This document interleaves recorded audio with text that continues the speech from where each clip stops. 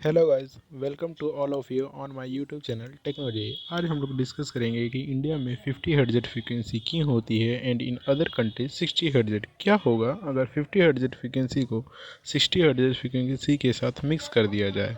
तो चलिए let's start the video. 50 hertz in India बात सन 1880 ईस्वी की है, जब एक तरफ थे थॉमस अल्वा एडिसन, जो बेसिकली एक वैज्ञानिक थे जिन्होंने डीसी सिस्टम को विकसित किया था, और दूसरी तरफ थे निकोला टेस्ला, जो अपने एसी सिस्टम पे वर्क कर रहे थे। अब दोनों के बीच में करंट ऑफ वॉर छिड़ गई कि हुज इलेक्ट्रिकल जो पावर सिस्टम है वो वर्ल्ड को पावर देगा, मतलब किसका सिस्टम डेवलप करेगा और पूरी दुनिया में अपने करंट को फैलाएगा, whether it is going to be AC और डीसी।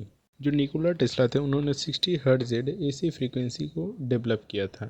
इसमें जो फ्रीक्वेंसी थी उन्होंने 60 हर्ट्ज को सेट किया था। 60 हर्ट्ज फ्रीक्वेंसी सेट करने के दो कारण थे। उन्होंने जो आर्क लैम्प पे एक्सपेरिमेंट किया था, आर्क लैम्प पे देखा गया कि 60 हर्ट्ज पे लेस फ्लिकरिंग होता है, और दूसरी जो इसमें खासियत थी कि इसका जो परफॉर्मेंस होता है काफ़ी गुड था एट 60 हर्ट्ज पे। That's why he choosed 60 hertz frequency. इस तरह से 60 हर्ट्ज फ्रीक्वेंसी का जो विकसित हुई, और ये पूरे जो मिडल ईस्ट इंडिया है, लगभग में अमेरिका वगैरह इन सब कंट्रियों में फैल गए, मेनली यूएसए में।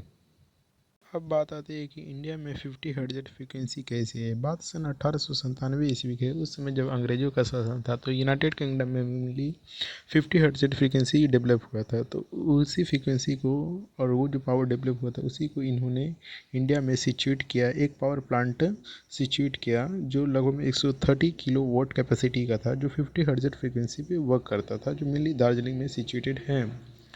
अब यहाँ पे जो 50 हर्ट्ज फ्रीक्वेंसी की जो फ्रीक्वेंसी से पावर डेवलप हो रहा था, उसी के हिसाब से इक्विपमेंट्स को तैयार किया गया। जो भी इक्विपमेंट बने वो मेनली 50 हर्ट्ज फ्रीक्वेंसी पे वर्क करने लगे। अब एक नए सिस्टम को लाना मुश्किल हो गई थी, क्योंकि इससे बहुत सारे इक्विपमेंट्स बन गए थे, और ये जो फ्रीक्वेंसी पे करंट वर्क कर रहा था। ऐसा नहीं है कि अगर जो 50 हर्ट्ज की जगह हम लोग 60 हर्ट्ज इस्तेमाल करेंगे तो कोई ज़्यादा बेनिफिट होगा, एफिशिएंसी ज़्यादा, ऐसी कोई बात नहीं थी। और जो फ्रीक्वेंसी इंडिया में आ चुकी थी उसको चेंज करना काफ़ी अनइकोनॉमिकल था, इसीलिए 50 हर्ट्ज फ्रीक्वेंसी पे ही इंडिया के जो सिस्टम्स हैं वर्क करने लगे, और इसी को आगे डेवलप किया गया। अब इसके टेक्निकल एस्पेक्ट की बात कर लेते हैं। इसका टेक्निकल पॉइंट ऑफ व्यू क्या है, इसमें होता क्या है। मेनली पहले जानते हैं कि फ्रीक्वेंसी क्या है। फ्रीक्वेंसी जो होता है साइकिल्स पर रिवोल्यूशन, मतलब एक करंट के जो अंदर होता है एक सेकंड में जितना नंबर ऑफ साइकिल्स बनते हैं उसी को उसकी फ्रीक्वेंसी कहते हैं। यानी 60 हर्ट्ज फ्रीक्वेंसी के लिए 60 नंबर ऑफ साइकिल्स होने चाहिए। अब जानते हैं कि एक्चुअली में ये फ्रीक्वेंसी जनरेट करता है जब किसी एक कंडक्टर को एक इलेक्ट्रोमैग्नेटिक फील्ड में रख कर रिवॉल्व कराते हैं, तो उसमें उस रिवॉल्यूशन के कारण एक करंट प्रोड्यूस होता है। अब उस जो करंट प्रोड्यूस होता है उसमें देखते हैं कि नंबर ऑफ साइकिल्स कितनी है, यानी उसमें जो नॉर्थ और साउथ पोल बन रहे हैं ये रिवॉल्व करने के कारण कितने number of north and south pole develop कर रहे हैं। अगर जो 50 north and south poles develop कर रहे हैं, मतलब टोटल कंप्लीट है, तब वो 50 हर्ट्ज फ्रीक्वेंसी जनरेट करेगी। जो 50 हर्ट्ज फ्रीक्वेंसी के लिए जो नंबर ऑफ साइकिल्स चाहिए वो 50 साइकिल पर सेकंड चाहिए। मेनली जो फ्रीक्वेंसी होती है वो प्रोपोर्शनल होती है स्पीड की, यानी अगर जो फ्रीक्वेंसी बढ़ाएंगे तो स्पीड भी बढ़ने लगेगा। और जो यहाँ पे एन इंडिकेट किया जा रहा है वो स्पीड ऑफ कंडक्टर होता है, मतलब कि कंडक्टर जितना तेज़ी से रिवॉल्व करेगा उसमें जो करंट होगी उसकी फ्रीक्वेंसी उतनी ही ज़्यादा हो जाएगी। ये जो फ्रीक्वेंसी जनरेट करती है, या फिर जो मेनली लार्ज स्केल पे प्रोडक्शन होता है पावर का, ये बेसिकली अल्टरनेटर के द्वारा होता है। अब ये जानते हैं अल्टरनेटर क्या था। बेसिकली अल्टरनेटर एक तरह का जनरेटर होता है, सिंक्रोनस जनरेटर है, जिसमें अगर जो स्पीड है इसके जो रोटर है उसको एक पर्टिकुलर स्पीड में घुमाने के लिए, घुमाने पर एक पर्टिकुलर फ्रीक्वेंसी हमको मिलती है।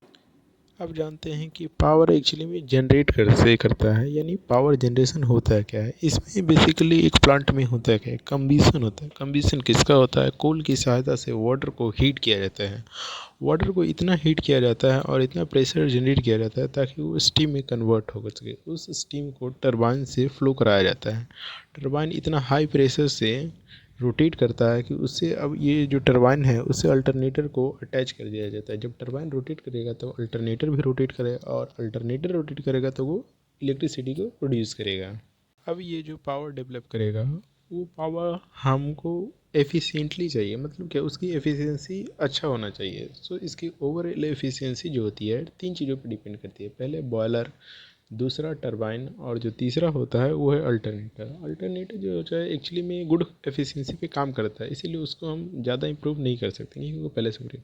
अब दूसरा आता है टरबाइन की जो एफिशिएंसी होती है वो मॉडरेट होती है, और जो बॉयलर की एफिशिएंसी है वो लो होती है। टरबाइन की जो एफिशिएंसी होती है उसको मैक्सिमाइज़ करना हमारा मोटिव रहता है। टरबाइन जो होता है मैक्सिमम एफिशिएंसी के साथ 3000 आरपीएम और 36,000 आरपीएम पे वर्क करता है। मेनली होता क्या है, जब टरबाइन के स्पीड को इंक्रीज़ करेंगे तो उसकी फ्रीक्वेंसी इंक्रीज़ कर जाएगी, और फ्रीक्वेंसी ज़्यादा इंक्रीज़ होगा तो एडी करंट लॉस होगा, और कम होगा तो उसमें फ्लिकर की प्रॉब्लम आएगी। इसीलिए पहले जानते हैं कि जब 3000 आरपीएम पे रोटेट करेगा तब ये जो फ्रीक्वेंसी जनरेट करेगा, ये कितने फ्रीक्वेंसी को जनरेट करेगा, तब ये फ्रीक्वेंसी जो जनरेट करता है वो होता है 50 हर्ट्ज़।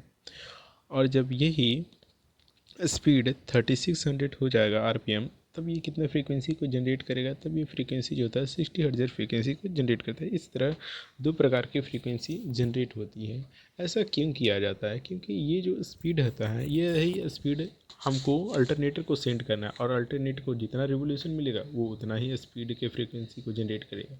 सो बेसिकली देखा जाता है कि टरबाइन हमारा कितना एफिशिएंटली और किस स्पीड पे वर्क कर रहा है, इसी से हमारे फ्रीक्वेंसी डिराइव होती है।